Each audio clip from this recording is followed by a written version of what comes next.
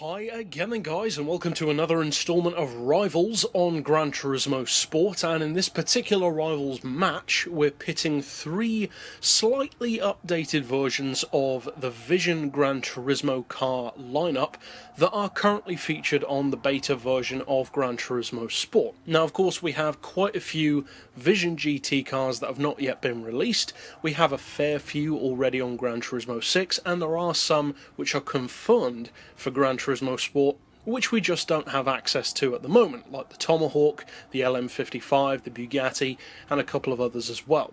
The three that we do currently have, though, are the Volkswagen Vision GTI Roadster, the Peugeot Vision GT, and the Toyota FT1 Vision GT. So, the question is, what have the changes done in terms of affecting the car's ability and performance? Because all three vehicles, to different levels on Gran Turismo 6, are very good performance cars, and very popular ones as well. So, have they changed, and if so, how much? And also, how do they compare to each other, with the kind of equaling and levelling factor that has been applied with the Group 3 class? These cars are much more competitive against each other than they have been on Gran Turismo 6, where something like the Peugeot would pretty much have a runaway victory because it's one of the quickest cars in the game.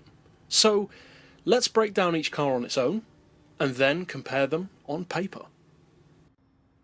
Well, first up we have the Volkswagen Vision GTI Roadster. Of course, we have two versions of the Volkswagen Vision GTI on GT6, both the closed-top Super Sport version and the open-top Roadster. Personally, I've always preferred this version. I think it's a better-looking machine. Plus, the hardtop never had an interior, whereas this one does. So, again, that's an advantage to its name. Now, whether or not the hardtop Super Sport version will have an interior on the beta is yet to be seen. Now, you may think, well, of course it is. It's been confirmed that all vehicles are full premiums with detailed interiors. Well, no, they're not. Very simply, they are not, because the Peugeot does not have an interior. Not a black interior, it actually doesn't have an interior view at all. It's not an option. So, whether or not the Volkswagen Super Sport will or not remains to be seen.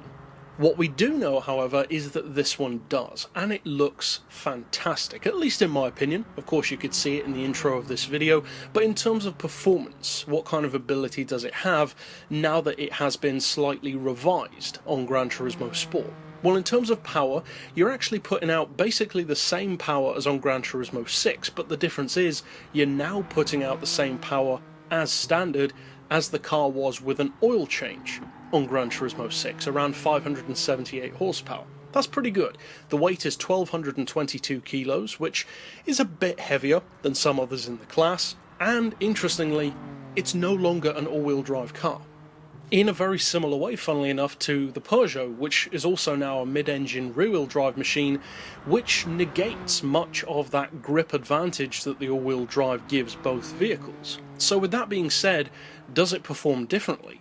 Well, yeah, of course it does. It doesn't feel the same, it's more tail-happy than it was before, and the Vision Roadster was one of the quickest Vision GT cars around the track, especially for its power. There are very few cars with under 600 horsepower that could outrun it, especially around tracks like the full Nordschleife circuit. With the Peugeot, it was an absolute monster. It could take on Le Mans prototypes and sometimes blow them into the weeds. Again, one of the quickest track cars in the game. Now, it's been significantly slowed down. But as far as the Volkswagen goes, you can definitely feel that it is slower, but with the recently announced X-Class for Gran Turismo Sport, we'll have to see how that affects some of the Vision GT models. What then about the Peugeot? Well, the Peugeot Vision GT, as I said, is monstrously quick on Gran Turismo 6. It's one of the quickest Vision GTs. In a straight line, not so much. It can do around 260, but around the track in particular, it's an absolute monster. It's lighter than it looks, it's faster than you'd probably expect it to be. It's a force to be reckoned with. And of the three, it would easily win any matchup on Gran Turismo 6 out of these three cars. On Gran Turismo Sport, on the other hand, it's still quick, for sure, all three of these cars are, but with that levelling factor not only of balance of performance, but also more specifically just with Group 3 regulations in general, this car has seen a significant drop in, for instance, power than what it had on Gran Turismo 6. And in terms of enjoyment in watching a race, that's not necessarily a bad thing, because of course it won't have a runaway victory, as something like a Tomahawk or a Red Bull would, but it makes it more of a crowd pleaser. It's a vehicle which can be beaten, potentially, and you can definitely feel that. The fact that you lose, again, all-wheel drive, makes a big difference to the handling. The Volkswagen is still very small, very compact, and you can feel how light the vehicle is on its feet. The Peugeot has always been a bigger car, and to be honest, the Peugeot feels much more neutered than the Volkswagen does. The Volkswagen was quick, but the Peugeot was on another level. So overall, this has probably suffered as a vehicle in its own right more than the other two. It's been reined in a lot more, and you can feel that. It's not a bad car, not by any means, but you can definitely feel the difference. What then about the vehicle which was usually the slowest of the three on Gran Turismo 6, but a very popular one, the Toyota? Well, the Toyota FT1, as I said, was already a slower vehicle, and some people may take issue with that and feel that it's a very quick car. It is, but the simple fact is, it's not as quick, definitely in a straight line, as either the Volkswagen or the Peugeot on Gran Turismo 6, not even close, and around the track it can be quite handily beaten by both of them. It's a great rival for the Lexus Vision GT car or some of the Super GT machines without tuning, but as soon as you put it up against a serious machine like the other two here, it lost its footing very quickly. Now though, that doesn't happen, because now with the leveling factor of Gran Turismo Sport's layout, it has much more of a chance to win. And I would say that of the three vehicles, this car has actually swapped places for me personally. It's become the most fun of the three cars to drive. It has a great cockpit view, it looks great with livery now, and of course all three cars have livery that you can change in the game, or at least for the Peugeot we assume that you can, it doesn't currently. And the fact that the Toyota hasn't been restricted as much as the other two, in terms of its ability, the way it drives, the way it feels, helps it out a lot, because to those who have played Gran Turismo 6 and driven all of the Vision GT cars, this will be the most familiar to you. The Volkswagen feels different, the Peugeot feels very different, this one feels very similar. It's still got that slightly tail-happy, little bit of a slippery back-end nature to it, which it had on the other game, and the performance is fairly similar to what it could already do. So when you go into Gran Turismo Sport and play with this car, it will feel very familiar. Of course, it was already a rear-wheel drive vehicle, so it doesn't really feel any different, and all three cars can, it goes without saying, give you victories, but the question is, which one actually wins out on paper?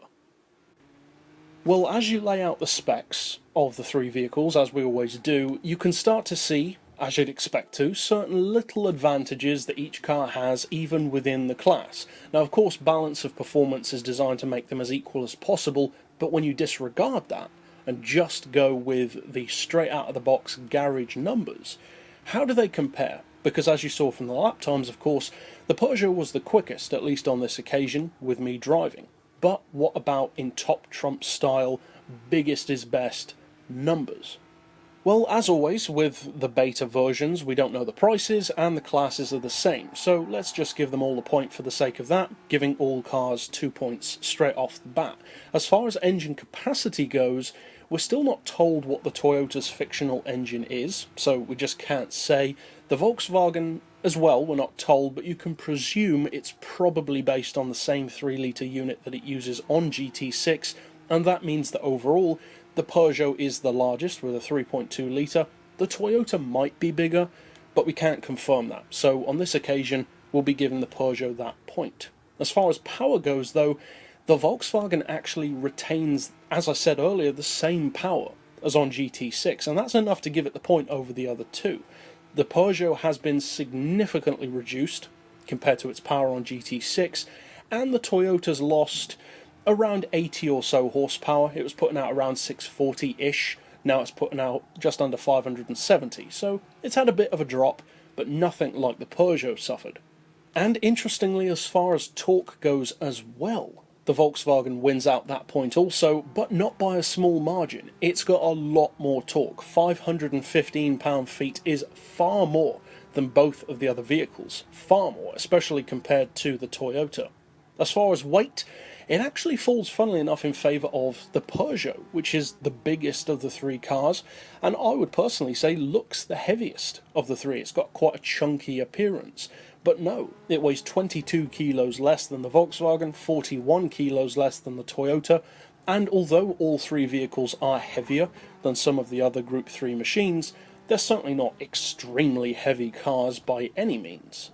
And as far as horsepower per tonne goes, it's very, very close. As you can see from the numbers, it's only 1 horsepower that separates the winning Peugeot from the Volkswagen, with 473 horsepower from the Volkswagen to 474 from the Peugeot Vision GT, with the Toyota just trailing a little bit behind at 460. Now, as always, we do not award the lap times a point, because, as usual, there are too many variables: tuning, track selection, driver, of course. So it's interesting to note that the Peugeot was the quickest, then the Toyota, and then the Volkswagen, at least for me personally, and I'm sure it's different for other people. But which one wins? Well, coming in third place, we have the Toyota with 2 points, and even those 2 points are only the arbitrary ones for price, which is unknown, and category, which they're all equal on. Then coming in second with 4 points is the Volkswagen, but coming in first on this occasion. So although it's been neutered, it still keeps its ability, definitely on paper at least, and on this occasion around the track as well, is the Peugeot, because very rarely for our rivals matches, the car which wins out on paper was also the quickest of the three. That actually doesn't happen as much as you might expect. But with 5 points, the Peugeot does get the victory on this occasion. And as I mentioned earlier, it will be interesting to see how the cars are affected by the new X-Class, which is supposedly even higher than the Group 1 category, and also how they'll compare to stuff like the LM55, the Bugatti, and of course the Tomahawk, which again is surely severely neutered in its Group 1 or whatever form to what it is now. But overall, we'll have to see, and for now the Peugeot wins this matchup. All three cars are different to what they currently are, but as I said, the Toyota feels the most familiar for Gran Turismo 6 players. Overall though, that's it for this matchup, and I'll see you guys next week. But for now, as always, thanks for watching.